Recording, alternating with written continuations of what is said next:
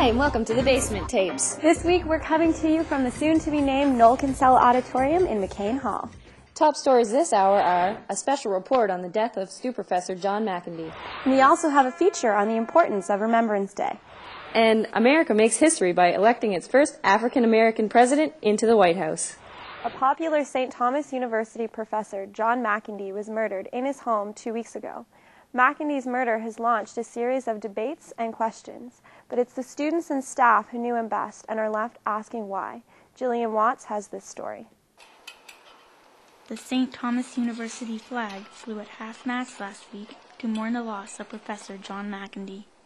The university announced McIndy's death around noon Friday, October 31st, hours before the RCMP released his name. Classes were canceled that afternoon so that students and staff could go to a vigil in the university's chapel. McIndy's body was found on Halloween morning in his Douglas home outside Fredericton. RCMP responded to a call around 5 a.m. that morning where they found McIndy's body in his home. His daughter, Laura Baker, was taken to the hospital with injuries. McIndy's son-in-law, Nicholas Baker, was the prime suspect in the murder. Police found Baker's body in a hotel parking lot in Moncton the next day. RCMP ruled out foul play in his death and quickly closed the case. RCMP are now under fire after one of McIndy's colleagues said the McIndy family told police of threatening emails from Baker. RCMP initially denied ever seeing these emails.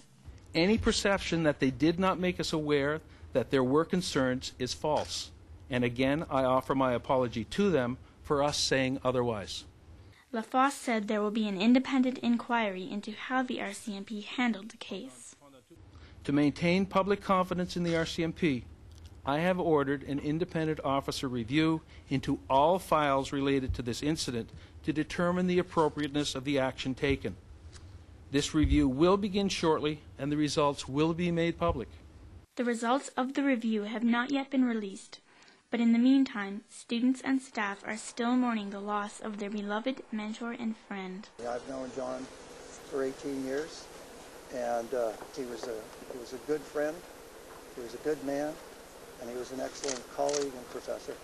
Amanda Jardine was one of McIndy's students. I don't think anybody would have anticipated that such a great man would have gone in that way. Everybody's just trying to be there for each other right now and spread the peace and love that John would have hoped we all found in each other on a day like today. McIndy was remembered by colleagues as being the ideal St. Thomas professor. Students placed bouquets of flowers outside of his office. Students and friends paid their respects to McIndy at a memorial service on Wednesday. After the service, students made paper cranes, a symbol of peace, and placed them on this Tree of Hope. For Stu Journalism, this is Jillian Watts. Every November 11th, communities around the world gather to pay their respects for those who gave the ultimate sacrifice during times of war. Chris Fox was at St. Thomas for this year's Remembrance Day service, and he has more. St. Thomas University paid remembrance to alumni and former students who made the ultimate sacrifice on Monday. As part of the school's annual Remembrance Day service, students, faculty, and staff gathered outside a monument commemorating the school's fallen soldiers for a moment of silence and a reading of Flanders Fields. Fourth-year St. Thomas student Mitch Nessam was one of the people in attendance. 2 years ago, he served a tour of duty in Afghanistan and says the experience helped him to realize the importance of paying respect to those lost. It gave me perspective on the sacrifices that it's always a bit different if you know somebody who passes away. It's much different than reading something off a list or a statistic, so it humanizes it. Monday's service was well attended by members of the St. Thomas community, with President and Vice Chancellor Michael Higgins, Registrar Larry Batt, and Student Union President Duncan Gallant all taking part. Nessam says that as the number of living veterans gets lower, the importance of ceremonies like Monday's will increase. Yes, it definitely becomes more important, especially like we only have one more war veteran left, and after in a few years probably won't be around any longer, and it's definitely important to remember these things and get their stories and get their perspective and remember what they went through, because then after this it really becomes an archaeological project in a sense, and no longer a human project.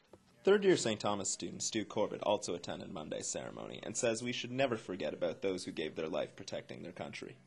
We forget them, then what they did, all those people that died for, it's really, it shouldn't be forever forgotten, so I think it's very important. For Stu Journalism, I'm Chris Fox. It's been 90 years since the end of the First World War. 27,000 New Brunswick residents served in that war, and this year UNB hosted a special event to honor the occasion and the soldiers that never came home. Demara Devletrovia has the details. 2,400 names will be displayed on this grey wall with a period of 8 seconds during the whole week. Similar events are held across the country and across the border. In England, Queen Elizabeth is visiting Canada House at Trafalgar Square to pay tribute to the honor of Canadian soldiers who died during the First World War. August 1914. Crisis in Europe. Great Britain declares war on aggressive Germany. Canada answers the call too. 44 Canadians died every day for the period of 4 years. Among them are soldiers from New Brunswick.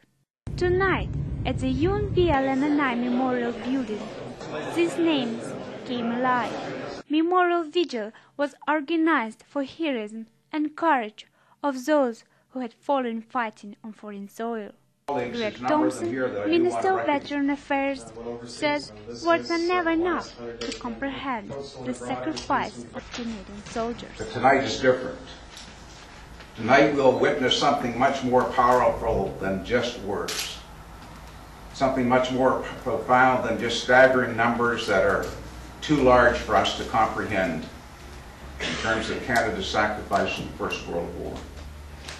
Tonight we have names. 90 years later, we can speak and pray. They died fighting for freedom and for a better world.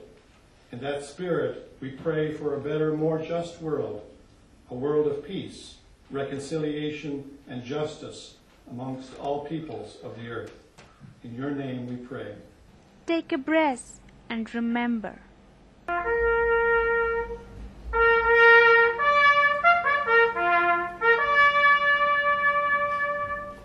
But the question is, will we ever learn the lesson of sacrifice and keep the peace, the cost for which was too high?